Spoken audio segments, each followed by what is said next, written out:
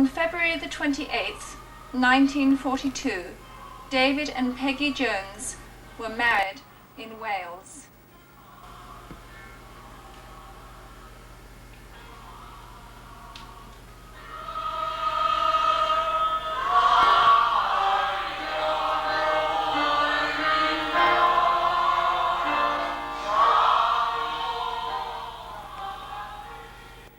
With gratitude to God, Lee and Helen request the pleasure of Gwen, Bethan and David to celebrate the 50th wedding anniversary of their parents David and Peggy Jones, Saturday, July the 11th, 1992, in the King's Room, Milton Abbey, Dorset.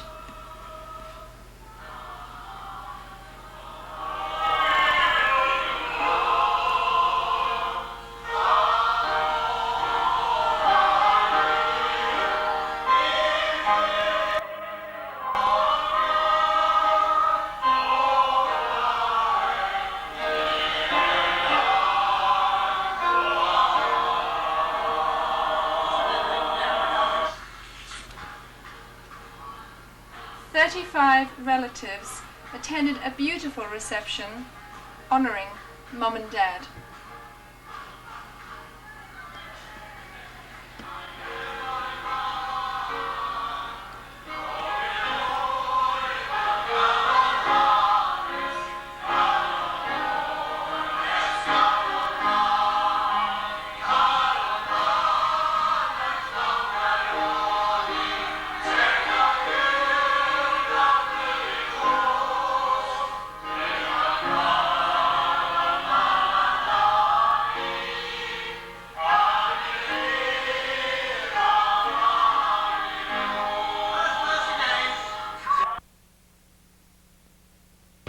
Okay. In Dorset. Right. Founded in 1954, though the building dates from the 1700s. It's a stately home once upon a time of Joseph Damer, Earl of Dorchester. There you are. Now a school for the boys. This is where we're having the 50th wedding anniversary celebration dinner. It's in the King's Room of Milton Abbey. As you can see, around the walls are large paintings of different kings of England through the centuries. The head table here, where Mum and Dad are going to be sitting, has George I on the wall. Some of them don't have titles. Over here,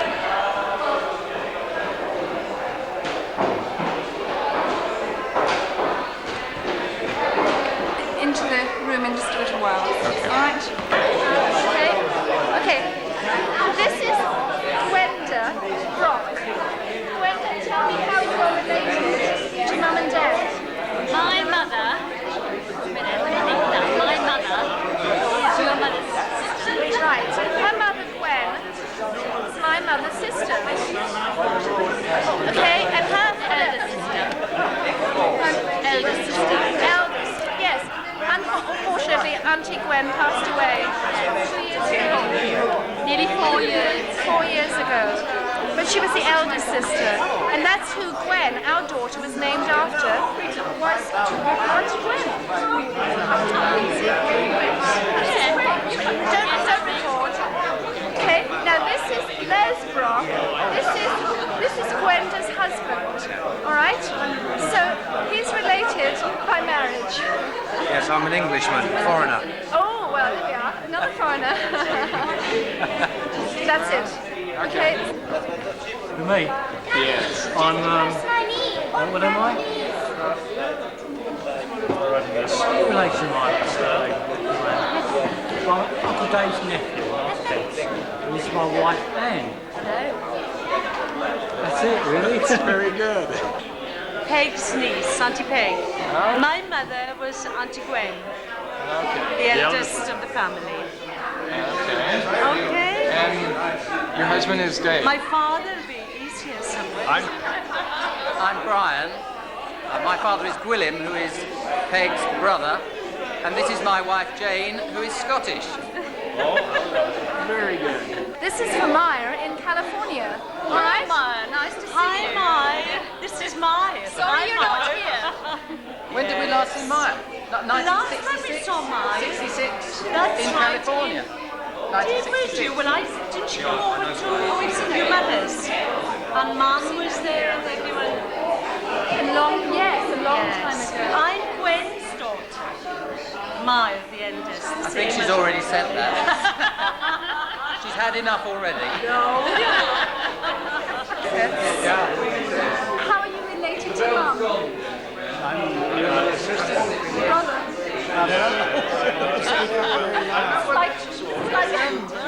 Really, He's had too much to drink already. not really. No, We're videoing this for Oh. Maya in California. you told me.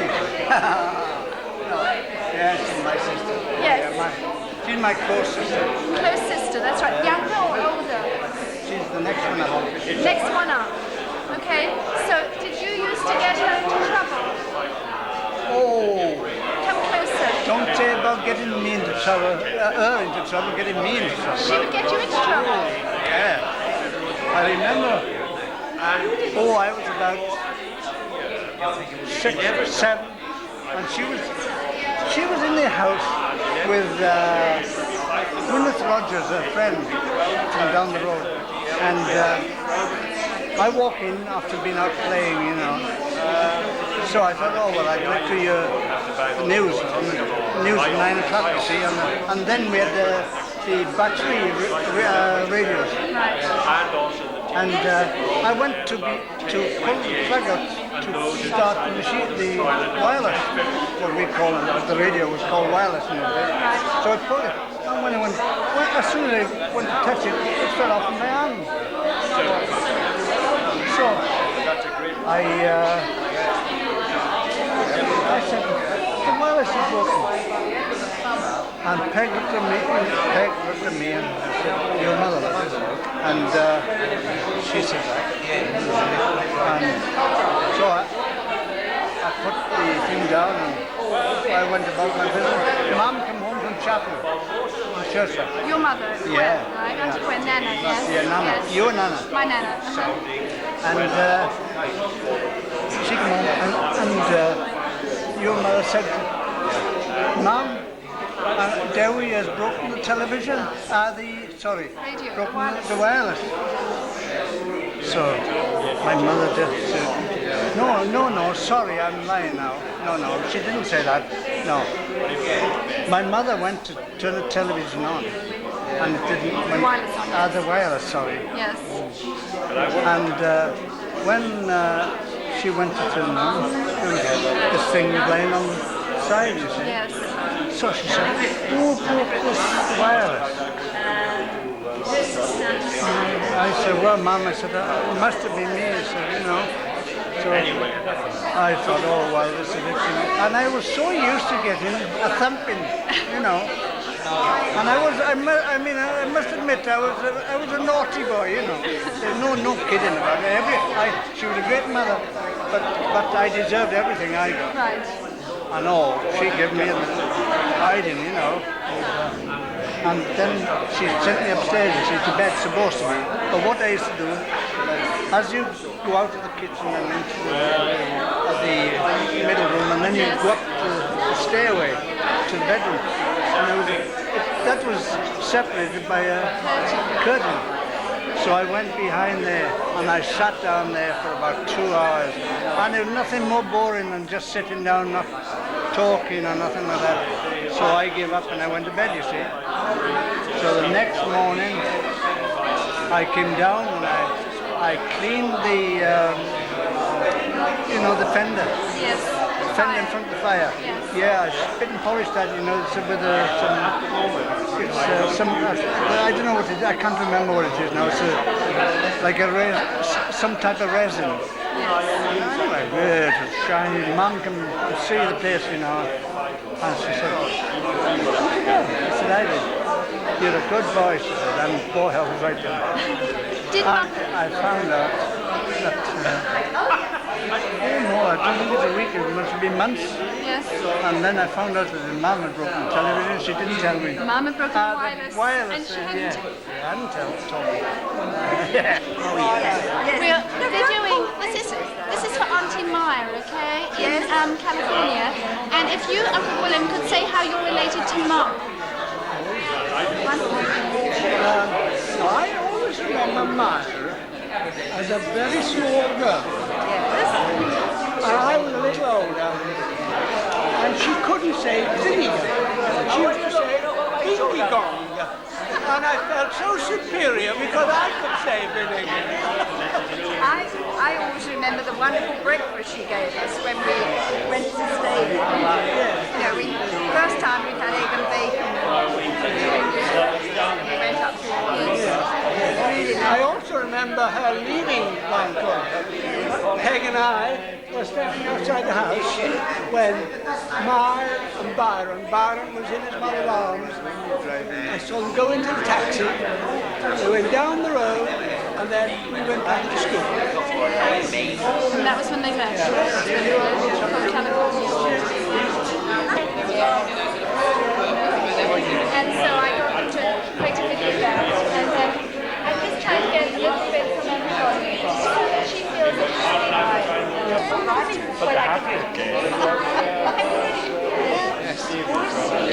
In your grey pullover and your school tie, and they gave me this and a luminous pink sweatshirt that I had to wear. So that's about the only thing. Well, no, I've got two ties. Two times. And one was a dark one today, and then Byron asked me how old I was, and I had to say, I said 46 very quickly, and that confirmed it had to be the bright before I die. Yes, no. Yes, nice to have you. Hello, my name is David Jones. And he's the celebrity in the party. Oh yes, I'm the big chief today. Big chief. Okay. All right, we need to find your wife.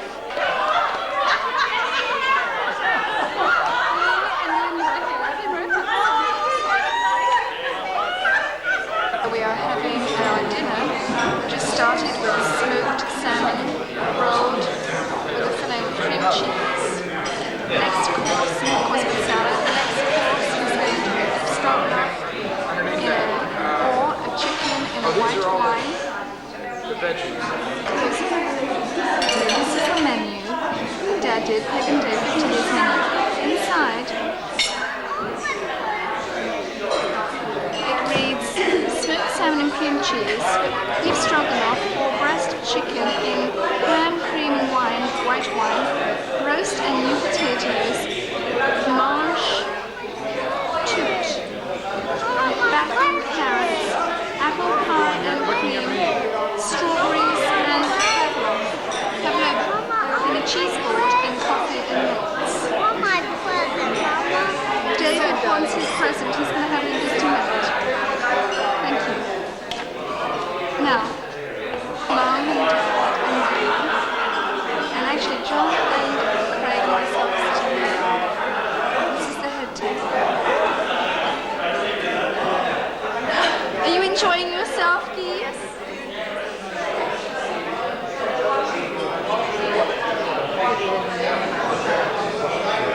Are you enjoying yourself, Guy? Are you enjoying yourself?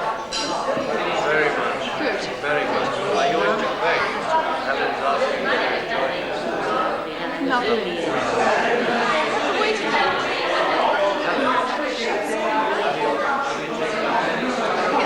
We've already videoed.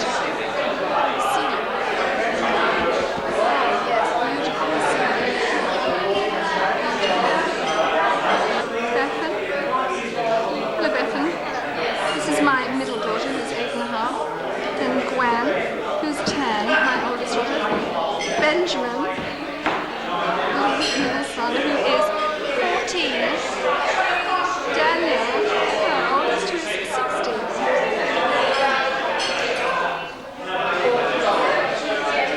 And the next table has David and Maya. Linda, Byron and Robbie. And at the far end is Jack. Auntie Jen, back to her. Back to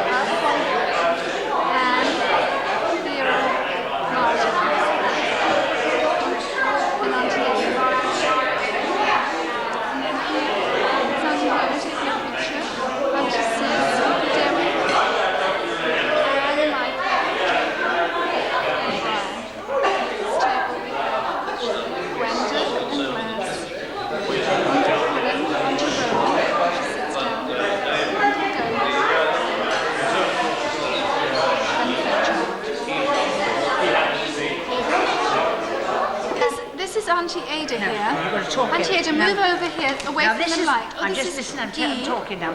Now this is from Hugh. I must read this from Hugh. Oh, isn't that lovely? On your golden wedding anniversary. Listen now. Oh, this is you, Ada. Isn't it, Hugh? You're both so nice to remember. You're both a pleasure to know. And this seemed the perfect occasion for especially telling you so. God bless you both. Love always, Ada. The Lord has been mindful of us. He will bless us. Psalm 115, verse 12. Now, isn't that lovely? Now then, Auntie Jen. Oh, Auntie Jen. Wait a minute now. This is Jen. This is Don't hurry, Mum, it's fine, we've got plenty of time. On your 50th anniversary. Congratulations, may God continue to bless your lives in every good and perfect way. Happy anniversary. Dearest Peg and Dave, may the Lord truly bless you both with his great gift of lifelong happiness together, his peace and guidance, his care and his love, which passeth all understanding, all my love, now and always. Golden wedding. This is no fallow field through which we travel, no barren land made waste by nature's rust. There is no grassless plain where sand and gravel are trod upon and ground to atom dust. This is instead a fertile field of living, where you and I have scattered precious seed, where we have raised affection and are giving one to the other what our spirits need. Our grain is cut, the loam of life is mellow, the kindly sun is beaming from above.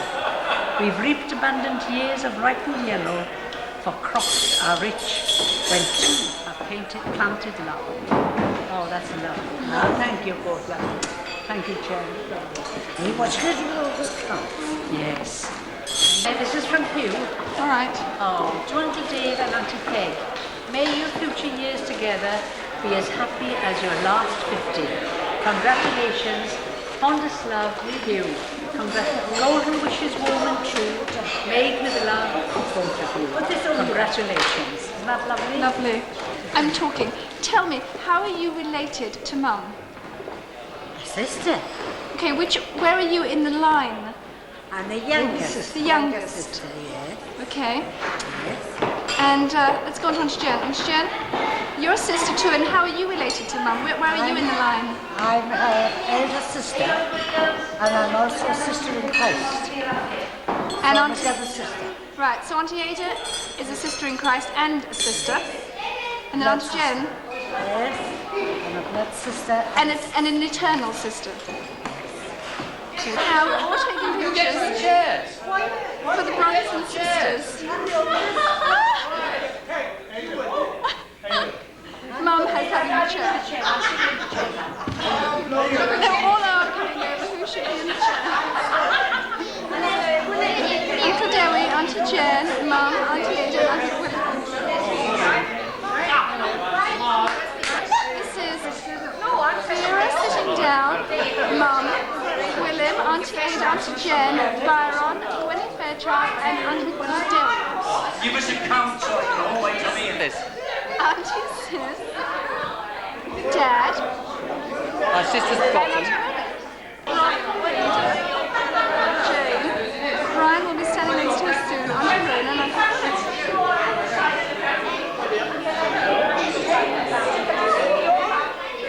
what a whole organisation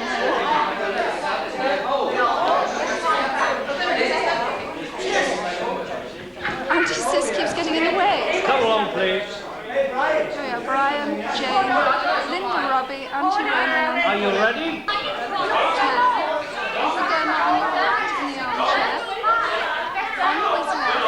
On his right is Myra. My left is Myra, his eldest daughter. Behind her is Anne, his second daughter, and then Wendy, his third daughter. And now their spouses.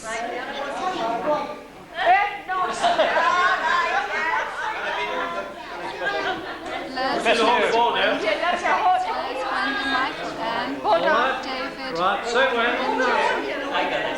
That's it. Left is Fairchild, Vera, Cooper,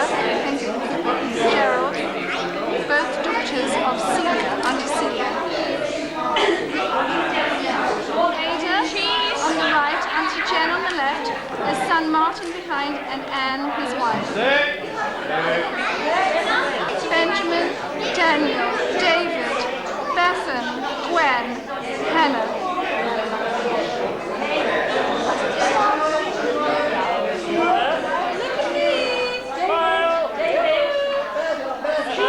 David, don't put your finger in your nose, please. Auntie Sis. Good, that was good. Auntie Rona. Uncle Dewi, Uncle Gwilym on the right. Oh, really? Fine. Dewi. As you can see.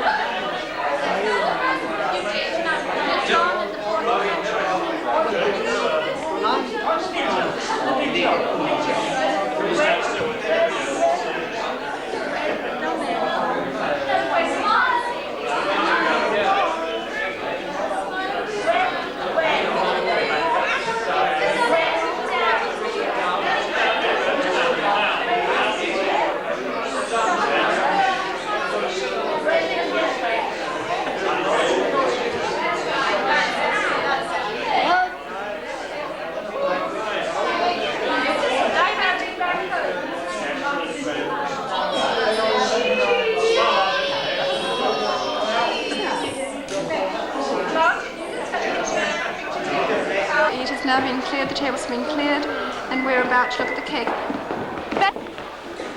It's a beautiful cake, Mommy, and it says on it, Peggy, David, congratulations. Beautiful, beautiful.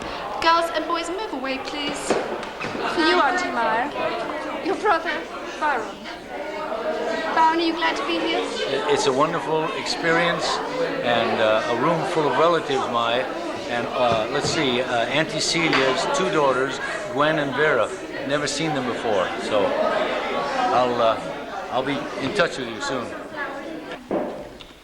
The Robert poem included in their congratulation card. To say the poem because it's unlike, so I'd like to ask Anne to now say that poem she wrote.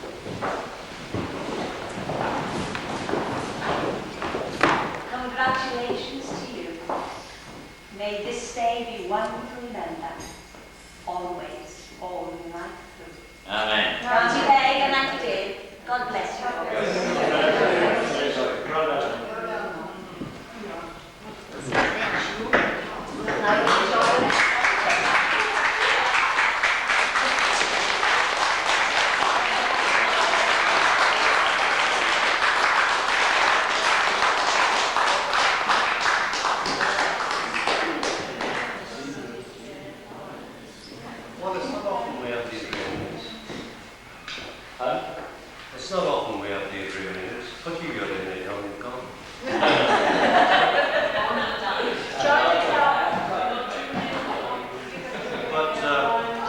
But of course, there's a recent past.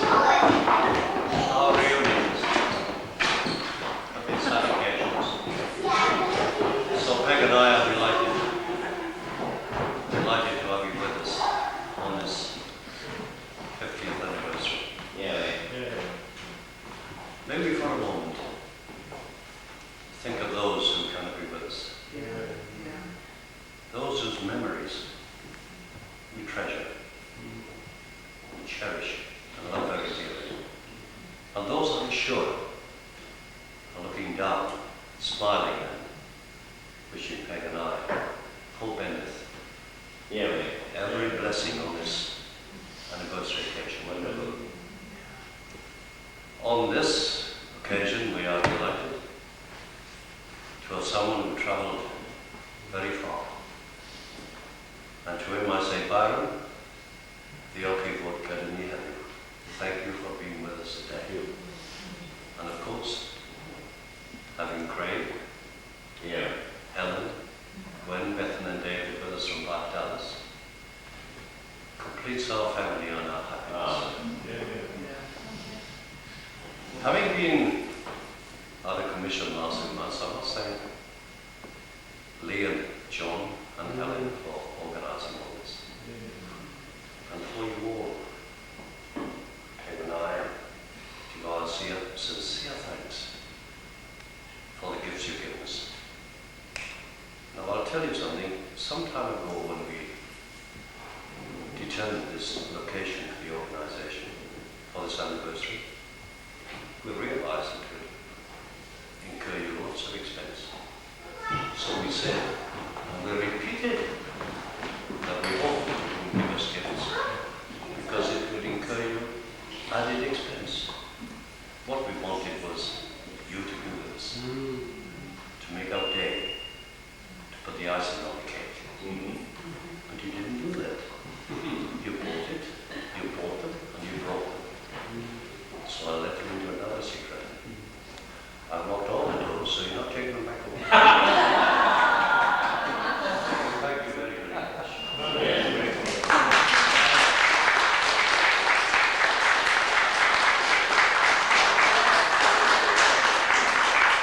So today we are celebrating 50 years. And we've climbed many hills, and we've trod many valleys.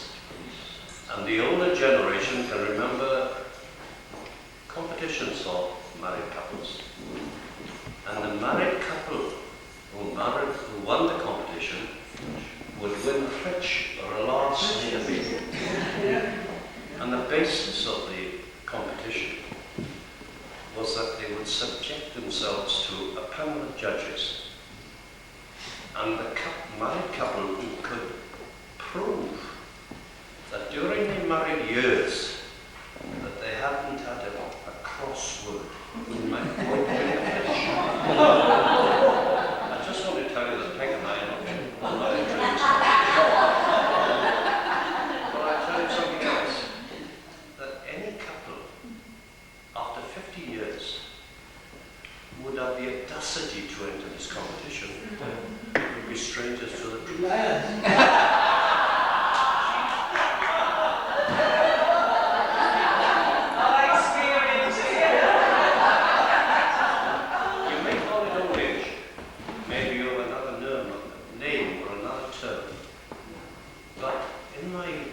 Quiet moments, I tend to reminisce, and I look back over these 50 years, over occasions, happenings, you name it, so many things. And I could go back, I used to go back to far further, because during my intermediate schooling, I was for 4 years with the same boys and girls. And I sometimes think of their names, their characteristics. And I wonder if they survived the war.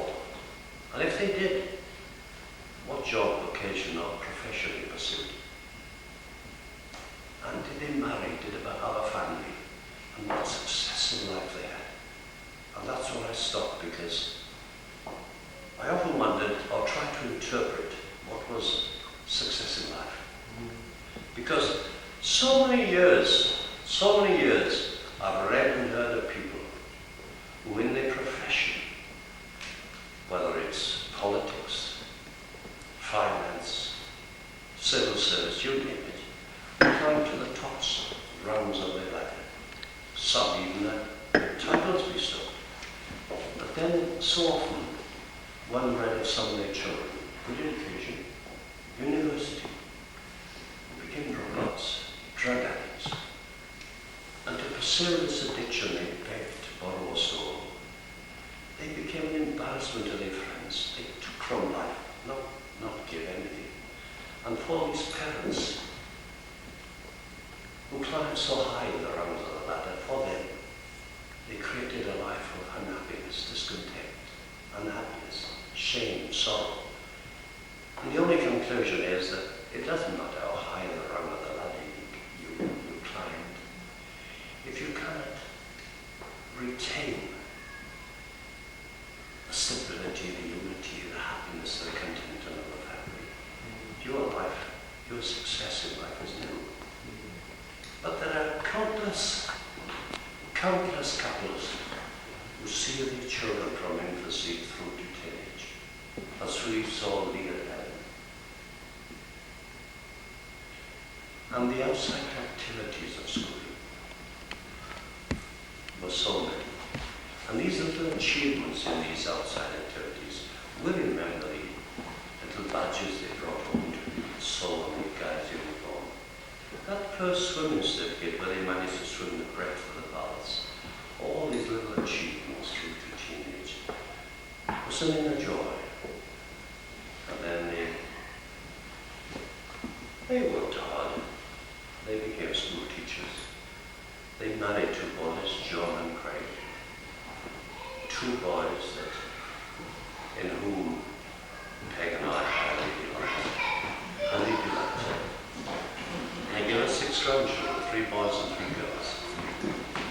We loved them, and they loved them, and theirs key. So these 50 years, our achievement has been respect and love for each other, and seeing the continued happiness, contentment, unity and stability all the way through. We've seen the girls mature and give to the communities and to their friendships.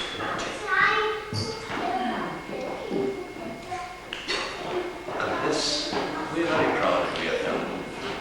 And we feel that this small branch of the family tree that we've created will continue to flourish and grow and give, not take from life.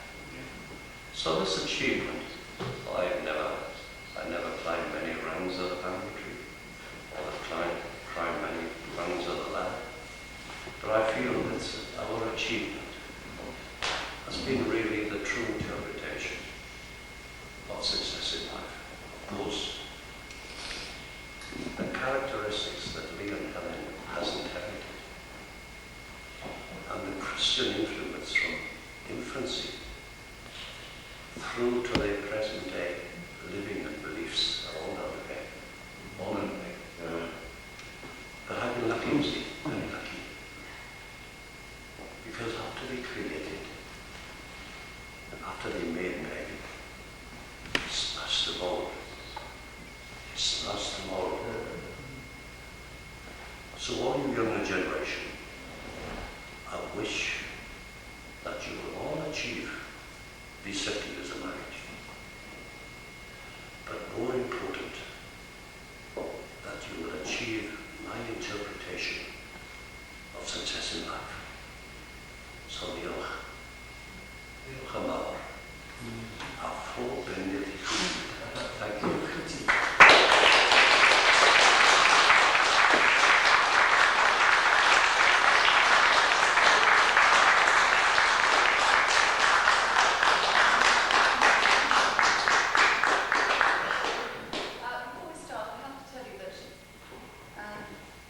That's very careful. dinner time. I only had one glass of wine. And I said to my brother-in-law, I was being very careful because I didn't want to slur my words too much this evening. And he said to me, "That's no problem. You slur your words. Your cousin Linda can always substitute for you."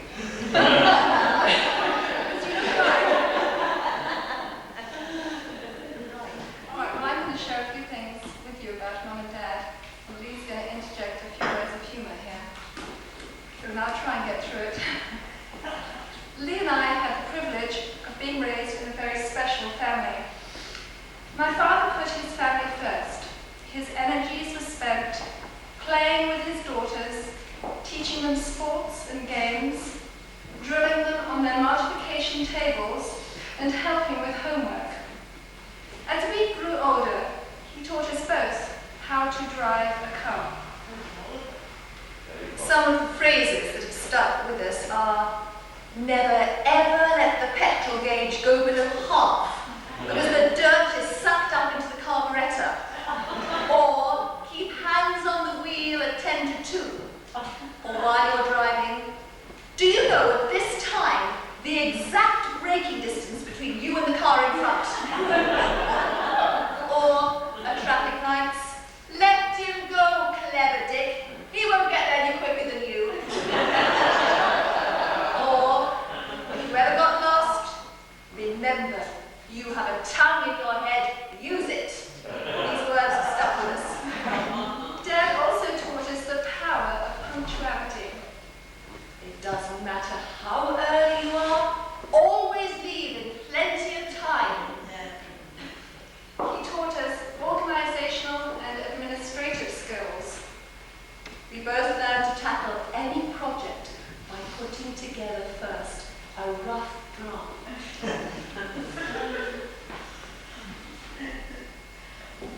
But we also made lists. Oh yes, we also made copious lists. Before you start anything, make a list of what you need to do. Dad demonstrated the moral, upright father to us, which helped us through our adolescent years. Being parents now give us a greater love and appreciation for you, Dad. We love you, Dad, and we thank God for bringing you through your heart surgery and allowing us the privilege of sharing in your 50th wedding anniversary celebrations. Mum was always there for us, quietly directing us with godly wisdom. She believed in us. She trusted us. She prayed for us. Through the daily testimony of her personal walk with the Lord, Lee and I have been blessed with the heart and head knowledge of the Lord Jesus Christ, for which we are eternally grateful.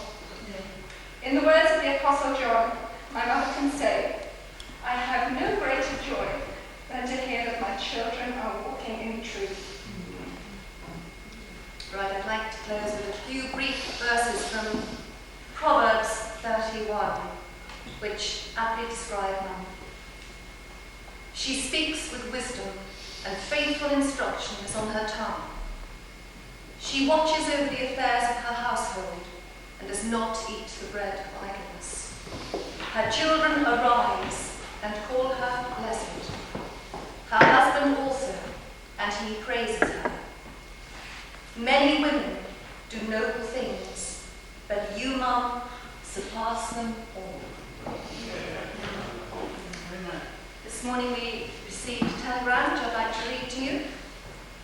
Dear Auntie Peg and Uncle Dave, so sorry not to be with you on this special day. We would have dearly loved to come. Our thoughts are with you. You have known the Lord's goodness over 50 years. Praying that you will continue to know His blessing in future days. Sending you all our love, Paul, Ruth, Rebecca, and Rachel. I think the time has come to propose a toast, ladies and gentlemen, so if you'd like to raise your glasses. To my mum and dad, to Peg and Dave. Come back. Here's the next picture.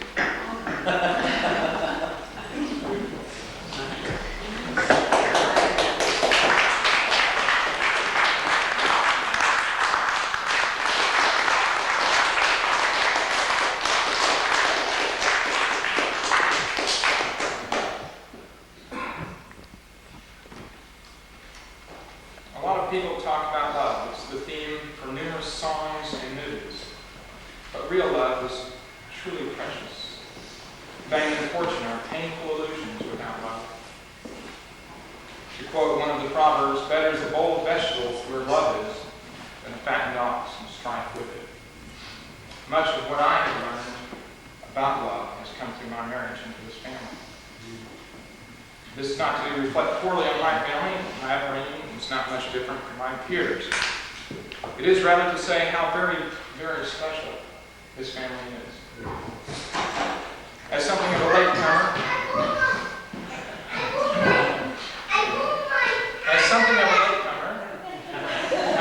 joining only in the last 13 years or so, I feel it a high privilege just to remind you afresh, to bear testimony to the greatness and surpassing value of the legacy of real love, which seems to radiate from every line drawn in your family tree.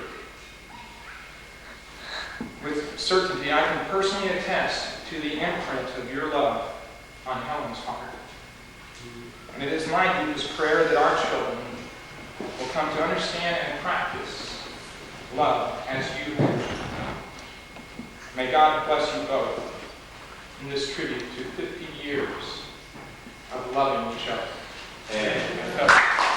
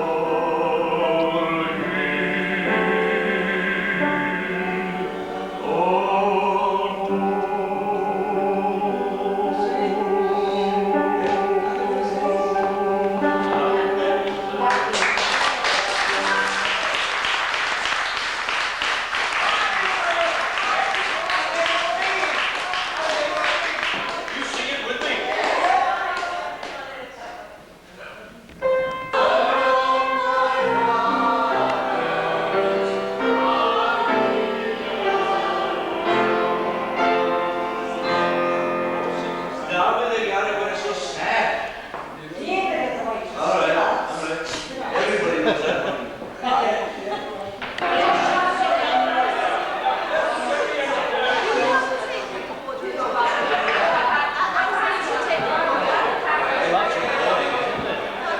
That's recording the sound. It's not sound. It's not sound.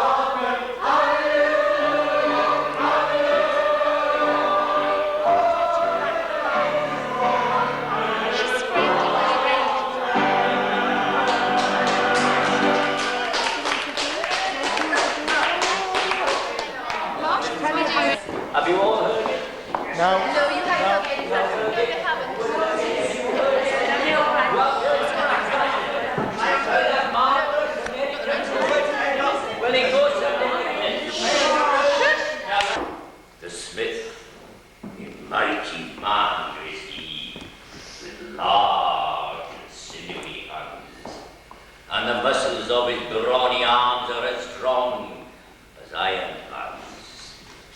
His hair is crisp, black and long. His face is like the tan. His brow is wet with honest sweat. He yearns for airy tongue, and looks the old world in the face, for he owes not any man. Week in, week out, from morn till night you can hear his bellows blow. You can hear him swing his heavy sledge with a measured beat and slow, like a sexton ringing the village bell when the evening sun is low. And children coming home from school, looking at the open door, they love to see the flaming torch and hear the bellows roll and catch the burning sparks that fly like chaff from a threshing floor. He goes on Sunday to the church and sits amongst his boys. He hears the parson pray, preach, and he hears his daughter's voice singing in the village choir, and it makes his heart rejoice. It sounds to him like her mother's voice singing in paradise. He needs but think of her once more. Now in the grave she lies, and with his hard, rough hand, he wipes a tear out of his eye. Toiling, rejoicing, sorrowing, onward through life he goes. Each morning sees his task begun, each evening sees his close. Something attempted, something done has earned a night's repose. Thanks to thee, my worthy friend, for the lesson thou hast taught. Thus, at each flaming forge of life, each fortune must be wrought, and with each sounding anvil shape, each burning deed a thought.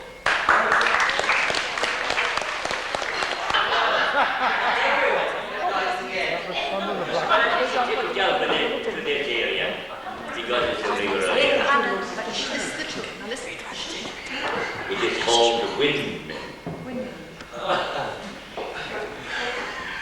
Behold, a giant am I, loftier in my tower, and with my granite jaws I devour the maize, the wheat, dry and grind them into flour.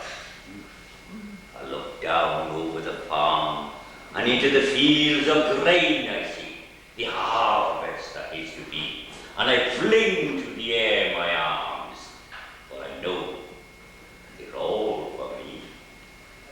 And while we wrestle and strive, my master, the miller, comes and feeds me with his hands, for he knows who makes him thrive, who makes him lords of lands.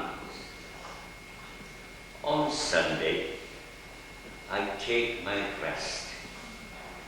Church-going bells begin their low and melodious hymn. I put my hands upon my breast, and all is peace within. You like it? Yeah.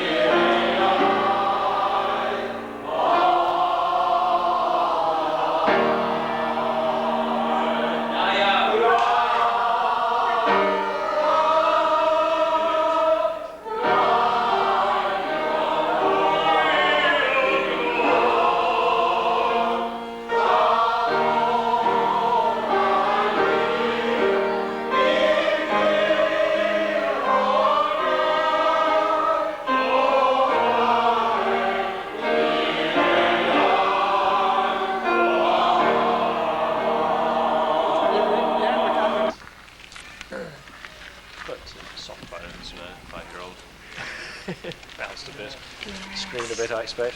Yeah, They may have broken a leg, I don't know. Oh. Oh, it says unhurt, isn't it? Yes, staying unhurt. So perhaps it was okay. No gargoyles. Shaken, not too scared. Oh, round the other side. Really? Yes, yes. Yeah. I've found a few. Keep the evil spirits away. That's it, that's right. But how did he get up to the roof? Is there Oh, a you way can climb he in didn't inside. get it? The stairs go up to the bell tower. I see, up to the top. There. Because Since he lived here, you see. There's a little Saxon chapel, in fact, up on the hill. St. Catherine's Chapel. If you come across here a bit, you can see grass steps leading up to the top of the tree. Oh, yes. Oh, yeah, grass. That's right. So a lot of maintenance. People aren't allowed to walk on them because you can imagine what will happen to grass steps. When you come, oh dear me, I'm not sure about the grass steps themselves, but the chapel up there is a little And did you use the services? Well, 900 and something. Services? Yeah, very occasionally. Oh, Very occasionally. What about the Abbey? What's that in the involvement of the school? Well, the Abbey was here, of course. Yeah. Oh, well, it was founded in 900 and something by school chapel or anything? These buildings date from, part of the buildings, they date from the 14th century. They were added to in the 15th, 16th, 17th. The first bit of added, yeah, time's gone on. Yeah. And the school building itself is a stately home built by Joseph Damer, who became Earl of Dorchester in the 1700s. And I'm walking. Come back to my cricket. University now, got a relation. What university? Is it London? So they're allowed to use the sports facilities? Well, they've come back. There's a bunch have come back for a cricket week. Old boys. So they're playing various local teams. Everyone in the Abbey wants a tour. Well, they're inside the Abbey, I think. Inside. Right.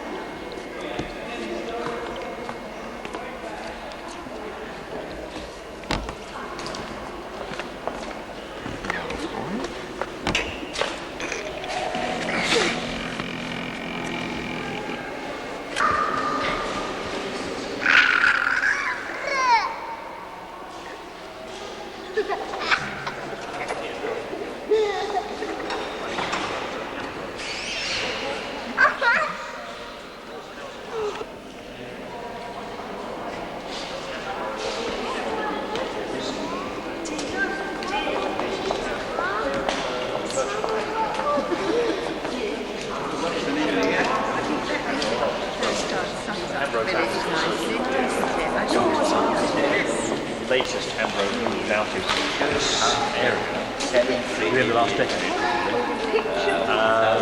And then the Tregonwell family also looked after the place for half the time, but John Tregonwell, of course, was the one that fell off the roof. Millennia. But the Hampton planks around here, but there are various pictures of something that is under the impression that around village railway plans as well. One of the masts was heavily he wrote a book. He researched the history of the place. And he got piles and piles of records constructing where the different plots of land used to be owned by different villages and so on. And there's one map, in fact, on the wall just over there. Which is part of it. There's also a commemorative plaque further around, where it's in grass, in fact.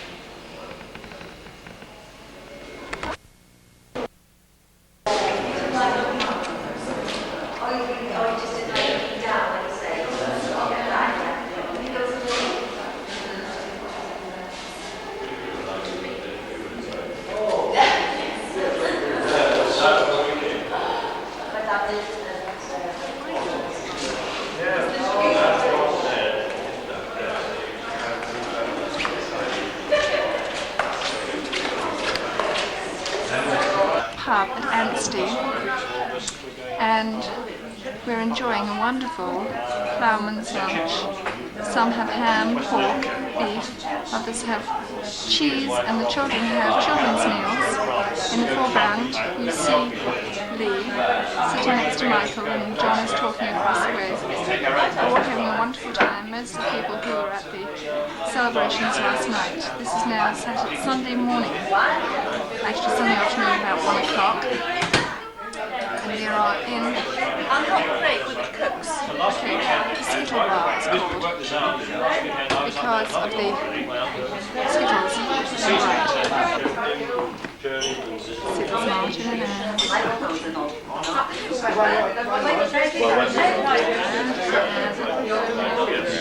this is the last time, I promise.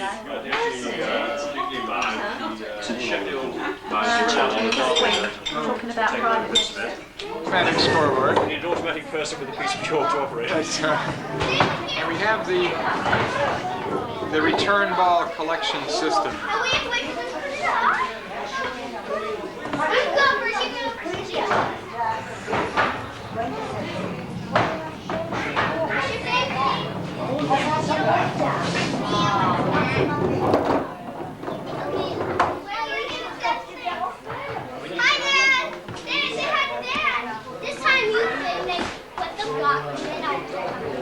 David, look down. This is my little. Should we say goodbye? Yes. Bye. Thank you very much. Have a lovely weekend. Thanks for doing us. It's the form, you know. Follow through the jumping up and down technique. Spring-loaded floor. Yeah. David. Hey, David. Wait.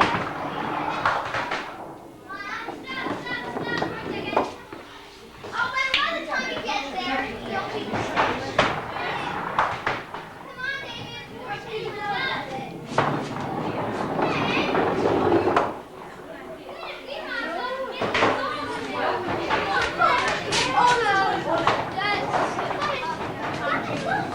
Come on, David. David. I've got quite a lot of skills down because I am quite good at this game. You are quite good, I noticed that. Now I've devised a new game. Yes? It's called Hit the Person at the Other End. Ah. So you wait for the person to stand down and then you throw it very hard. And if you're lucky, you hit somebody. But it doesn't always work out. It's a very tricky game. Tricky game indeed, yes. Timing is everything. Moving out of the way at the right moment. So we'll as somebody comes down, we'll put the game into action.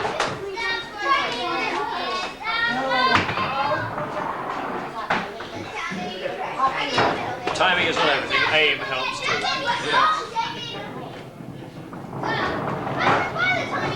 And David's got aim. What's that?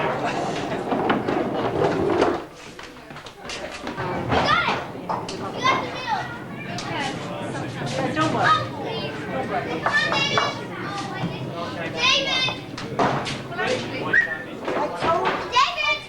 What's up, Josh? Lucky, come on! David!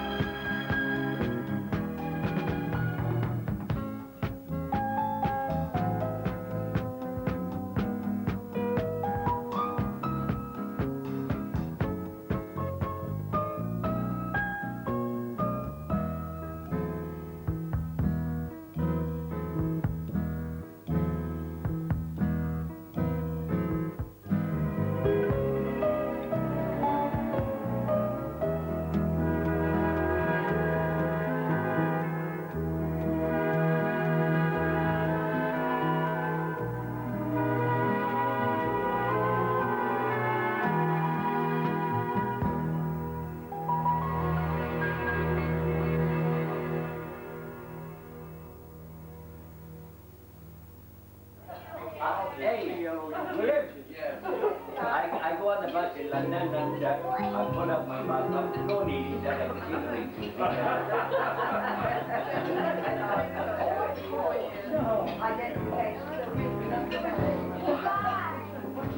I often tried to go on the bus. No need, no need.